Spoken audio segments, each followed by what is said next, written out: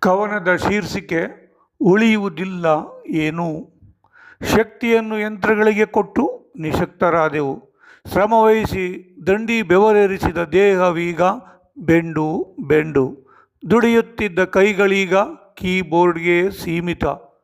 ಅಂದು ದುಡಿದು ದಣಿದರೂ ಮನ ಆನಂದಿಸುತ್ತಿತ್ತು. ಇಂದು ಕೆಲಸವೇ ಇಲ್ಲದಿದ್ದರೂ ಕಳೆಗುಂದಿದೆ ದೇಹ.